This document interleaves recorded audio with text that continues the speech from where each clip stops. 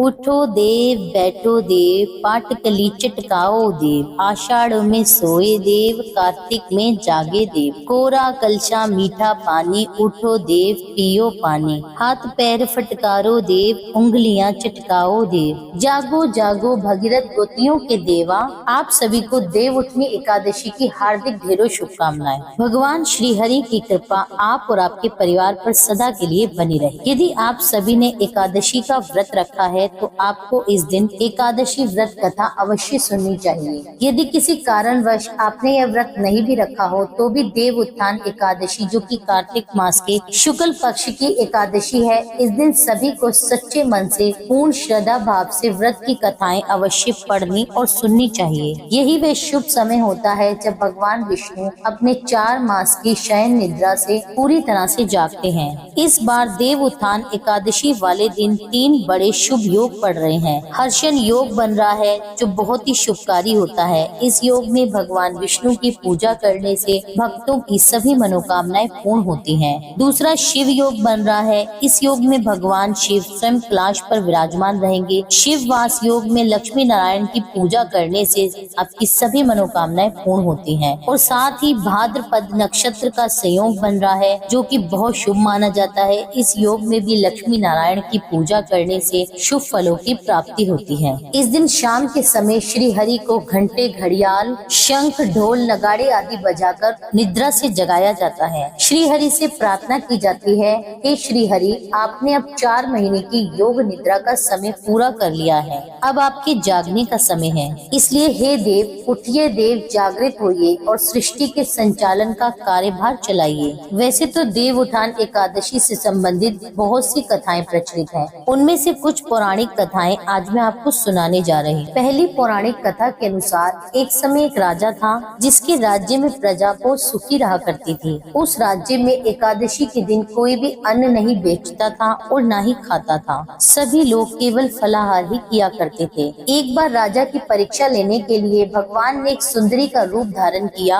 और एक किनारे बैठ गए। जब राजा उधर से गुजरे तो उस सुंदरी को देखकर हैरान रह गए। उन्होंने उस सुंदरी से पूछा, तुम कौन हो और इस तरह से इधर क्यों बैठी हो? तब सुंदरी के रूप में उपस्थित भगवान ने कहा, हे राजन, मैं बेसहारा हूँ, मुझे इस नगर में कोई नहीं जानता, मैं किससे सहायता मांगू? राजा उस सुंदरी के रूप पर मोहित हो गए और बोले, तुम मेरे साथ महल में चलकर मेरी रानी बनकर रहो। तब सुंदरी कहने लगी, राजन, मैं आपकी सारी बात मानूंगी, लेकिन आपको राज्य का अधिकार मुझे सौंपना होगा। आपके राज्य पर पूरी तरह केवल मेरा ही अधिकार होगा और मैं जो बनाऊंगी वह आपको खाना भी होगा। ये सुनकर सुंदरी के रूप पर मोहित होकर राजा ने कहा कि मुझे आपकी सारी शर्तें मंजूर हैं। अगले दिन एकादशी थी, परंतु रानी ने आदेश दिया कि बाजार में अन्य दिनों की तरह ही अन्न बेचा जाए। इतना ही नहीं, उसने उस दिन घर में मांस मछली परोसकर राजा से खाने के लिए कहा। यह देखकर राजा बोला, रानी, आज तो एकादशी है, इसलिए मैं केवल फलाहार ही करूँगा।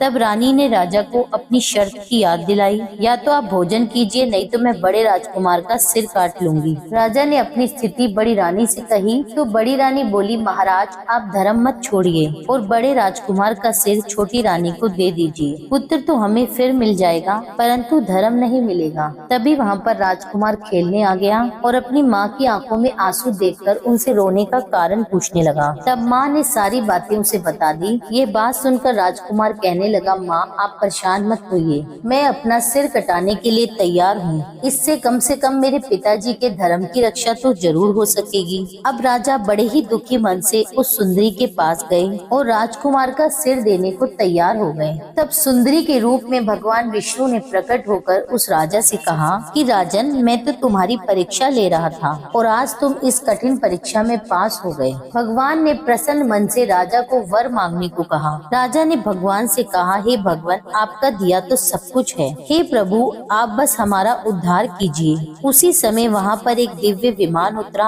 तब राजा अपना सारा राजपाट अपने पुत्र को सौंपकर उस विमान में बैठकर परम धाम को चले गए। दूसरी पौराणिक कथा के अनुसार एक बार माता लक्ष्मी ने भगवान श्री विष्णु से पूछा कि हे स्वामी, आप या तो रात दिन जागते हैं या फिर लाखों करोड़ों वर्ष तक योग निद्रा में ही रहते हैं, और आपके ऐसा करने से तो संसार के समस्त प्राणी उस समय कई परेशानियों का सामना करते हैं। इसीलिए हे प्रभु, आपसे अनुरोध है कि आप नियम से प्रतिवर्ष निद्रा लिया करें। इससे मुझे भी कुछ समय विश्राम करने को मिल जाएगा। देवी लक्ष्मी की यह बात सुनकर नारायण भगवान मुस्कुराए और बोले, देवी आपने ठीक कहा है। मेरे जागने से सभी देवों को, खासकर आपको सबसे ज्यादा कष्ट होता है। आपको मेरी वजह से जरा भी अवकाश नहीं मिलता।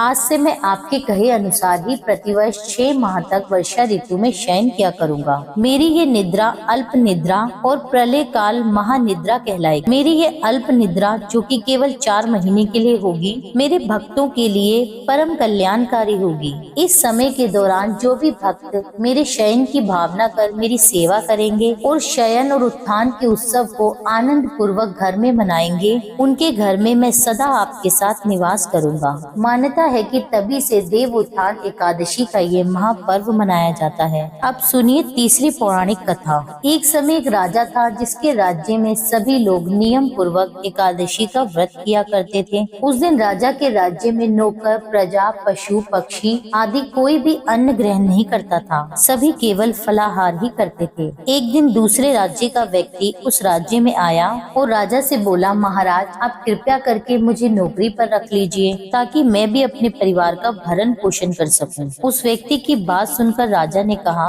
कि मैं तुम्हें नौकरी तो दे दूंगा, परंतु मेरी एक शर्त है। तुम्हें प्रतिदिन तो खाने को भोजन दिया जाएगा, किंतु एकादशी वाले दिन तुम्हें भोजन नहीं मिलेगा। क्योंकि उस समय उस व्यक्ति को काम की आवश्यकता थी, इसलिए उसने राजा की शर्त मानकर हाँ कह दी। अब राजा ने उसे नौकरी पर रख लिया। कुछ दिनों बाद जब एकादशी का व्रत आया तो उस व्यक्ति को भी भोजन की जगह फलाहार दिया गया। यह देखकर वह राजा के सामने जाकर भोजन के लिए गिड़गिड़ाने लगा। कहने लगा, महाराज इस फलाहार से तो मेरा पेट नहीं भरेगा, ऐसे तो मैं भूखा ही मर जाऊंगा। कृपया करके मुझे भोजन दीजिए। तब राजा ने उसे शर्त की याद दिलाई और कहा कि आज तो तुम्हें अन्न छोड़ना ही होगा। यह बात सुनकर वह राजा के पैरों में गिर पड़ा और कहने लगा, राजन मुझे किसी भी प्रकार से भोजन दे दिया जाए। तब राजा को उस पर दया आ गई। तब उसे आटा, दाल, सब्जी दे दी गई। राजा से वे सारी वस्तुएं लेकर वह व्यक्ति हर दिन की तरह नदी पर गया। वहां जाकर उसने स्नान करके भोजन पकाना शुरू कर दिया। जब भोजन पक गया तो उसने भगवान को भोजन के लिए बुलाया। कहने लगा, आओ भगवान भोजन तैयार है। उस व्यक्ति ने बड़े ही प्रेम और श्रद्धा भाव से भगवान को भोजन करने के लिए बुलाया। भगवान की पुकार सुनकर चतुर्भुजी रूप भगवान विष्णु वहां उपस्थित हो गए। फिर आराम से दोनों ने वहां भोजन किया। फिर भगवान वहां से भोजन करके अंतर्ध्यान हो गए और फिर वह व्यक्ति काम करने के लिए वापस महल में लौट आया। जब 15 दिनों के बाद अगली एकादशी आई तो वह राजा के पास जाकर कहने लगा कि महाराज आज की इस एकादशी वाले दिन आप मुझे दुगना सामान दीजिएगा, क्योंकि मैं पिछली एकादशी पर भूखा ही रह गया था। तब राजा ने पूछा, क्यों? तुम्हें तो एक आदमी का भोजन दे दिया गया था, फिर तुम भूखे कैसे रह गए? राजा के पूछने पर उस व्यक्ति ने उत्तर दिया कि हे राजन, मैं अकेला भोजन नहीं करता, मेरे साथ तो स्वयं भगवान भी भोजन करते हैं, इसीलिए वे खाने की सामग्री हम दोनों के लिए कम पड़ जाती है। तो कृपया करके आप इस बार मुझे 2 आदमियों के खाने का सामान दे दीजिए। उस व्यक्ति की यह बात सुनकर राजा को बड़ा ही आश्चर्य हुआ। अब राजा कहने लगा, मैं नहीं मानता कि तुम्हारे साथ भगवान भोजन करते हैं, क्योंकि मैं तो इतने समय से एकादशी व्रत का उपवास करता आ रहा हूँ, नियमित रूप से पूजा पाठ करता हूँ, परंतु मुझे तो भगवान ने कभी दर्शन नहीं दिए। राजा की बात सुनकर वह व्यक्ति कहने लगा, महाराज अगर आपको मुझ पर विश्वास नहीं है तो आप मेरे साथ चलकर देख लीजिए। अब राजा ने वैसा ही किया। वह एक पेड़ के पीछे जाकर छिप गया। वह व्यक्ति अपने प्रतिदिन के नियम की तरह स्नान करके भोजन पकाने लगा। जब भोजन तैयार हुआ तो उसने भगवान को आवाज लगाई, हे प्रभु भोजन तैयार है, कृपया करके भोजन कर लीजिए। किंतु उसके बुलाने पर भी उस दिन भगवान नहीं आए और ऐसे में पुकारते पुकारते शाम हो गई, परंतु भगवान नहीं आए। अंत में उस व्यक्ति ने कहा, भगवान अब आप आ जाइए, अगर आप नहीं आए तो मैं इस नदी में कूदकर अपने प्राण दे दूंगा। उधर पेड़ के पीछे छुपा हुआ राजा सब कुछ देख रहा था। उसे लगने लगा था कि वह व्यक्ति झूठ बोल रहा था। उधर वह व्यक्ति अपने निश्चय का पक्का था। उसने देखा जब भगवान नहीं आए तो वह अपने प्राण त्यागने के लिए नदी की ओर बढ़ा। जैसे ही वह नदी में कूदने लगा तो भगवान ने उसका हाथ पकड़कर उसे रोक लिया और उसके सामने प्रकट हो गए और उस दिन उसके साथ बैठकर हर एकादशी की तरह ही भोजन भी किया। भोजन करने के बाद भगवान ने उसे अपने विमान में बिठाया और अपने धाम को लेकर चले गए। पेड़ के पीछे छुपे हुए राजा ने ये सारा दृश्य अपनी आंखों से देखा। अब उसे ये आभास हो गया कि वह एकादशी का व्रत तो करता है, लेकिन उसकी श्रद्धा भाव में कुछ कमी थी। अब उसे ये समझ आ गया और उसने श्रद्धा और पूर्ण भक्ति भाव से एकादशी का व्रत करना आरंभ कर दिया, जिससे उसे भी अंत समय में स्वर्ग लोक की प्राप्ति हुई। अब सुनिए तुलसी माता जी की कथा। यह थी देव उठान एकादशी से जुड़ी पौराणिक और प्रचलित कथाएं। इसे आप एकादशी व्रत वाले दिन अवश्य ही सुने और पढ़ें, जिससे श्री हरि आपकी सारी मनोकामनाएं पूर्ण करेंगे। प्रेम से बोलिए तुलसी मैया की जय। कथा में आप जानेंगे कि किस प्रकार से तुलसी जी का विवाह विष्णु जी के शालिग्राम रूप से हुआ। आइए कथा का आरंभ करते हैं। एक बार भगवान शिव ने अपने तेज को समुद्र में फेंक दिया। उससे अनेक महातेजस्वी बालक का जन्म हुआ। यह बालक आगे चलकर जलंधर के नाम से पराक्रमी दैत्य राजा बना, जिसकी राजधानी का नाम जलंधर नगरी था। दैत्य राज काल नेमी की कन्या वृंदा का विवाह जलंधर से हुआ। जलंधर एक महाराक्षस था। अपनी सत्ता के मद में और शक्ति के मद से चूर उसने माता लक्ष्मी जी को पाने की कामना से युद्ध किया, परंतु समुद्र से ही उत्पन्न होने के कारण माता लक्ष्मी ने उसको अपने भाई के रूप में स्वीकार कर लिया। वहाँ से पराजित होकर वे देवी पार्वती को पाने की इच्छा से कैलाश पर्वत पर गया। भगवान शिव का ही रूप धारण करके माता पार्वती के समीप आ गया, परंतु माता ने अपने योग्य बल से उसे तुरंत ही पहचान लिया और वहाँ से माता अंतर्ध्यान हो गई। देवी पार्वती ने क्रोधित होकर सारा वृतांत भगवान विष्णु को सुनाया। जलंधर की पत्नी वृंदा अंत्य पतिव्रता स्त्री थी। उसी के पतिव्रता धर्म की शक्ति से जलंधर ना तो मारा जाता और ना ही वह पराजित होता था। इसलिए जलंधर का नाश करने के लिए वृंदा के पतिव्रता धर्म को भंग करना बहुत ही आवश्यक था। इसी कारण भगवान विष्णु एक ऋषि का वेश धारण करके वन में जा पहुँचे, जहाँ पर वृंदा अकेली भ्रमण कर रही थी। भगवान विष्णु के साथ दो मायावी राक्षस भी थे, जिन्हें देखकर वृंदा भयभीत हो गई। ऋषि ने वृंदा के सामने क्षण भर में इन दोनों को भस्म कर दिया। उनकी शक्ति देखकर वृंदा ने कैलाश पर्वत पर महादेव के साथ युद्ध कर रहे अपने पति जलंधर के बारे में पूछा। तब ऋषि ने अपनी माया से दो वानर वहाँ प्रकट किए। एक वानर के हाथ में जलंधर का सिर था तो दूसरे के हाथ में धड़। अपने पति की यह दशा देखकर वृंदा मूर्छित होकर गिर गई। होश में आने पर उन्होंने ऋषि रूपी भगवान से विनती की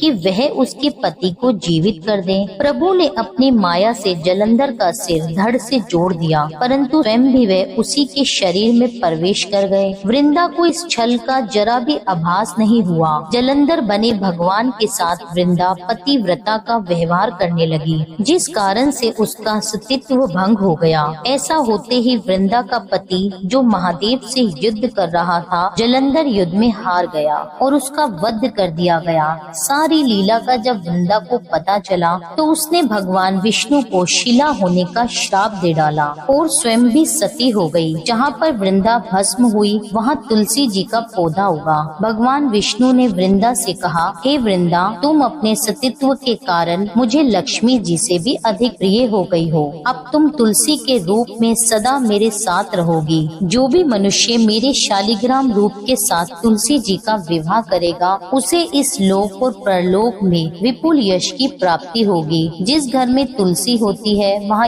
यम के दूत भी असमय में नहीं आ सकते। गंगा नर्मदा के जल में स्नान तथा तुलसी का पूजन एक समान माना जाता है। प्रेम से बोलिए तुलसी मैया की जय। भगवान विष्णु की जय। यह थी आज की वीडियो। उम्मीद करती हूँ यह वीडियो आपको पसंद आई होगी। कथाएं आपको अच्छी लगी हो तो वीडियो को लाइक कीजिए, कमेंट में भगवान विष्णु की जय लिखिए, तुलसी माता की जय लिखिए। इस वीडियो को ज्यादा से ज्यादा अपने फैमिली फ्रेंड्स में शेयर कीजिए और जिन भी लोगों ने अभी तक मेरे चैनल को सब्सक्राइब ना किया हो वे प्लीज मेरे चैनल को सब्सक्राइब कर लीजिए। मिलती हूँ आपसे एक अगली वीडियो में। जब तक के लिए जय श्री राधे।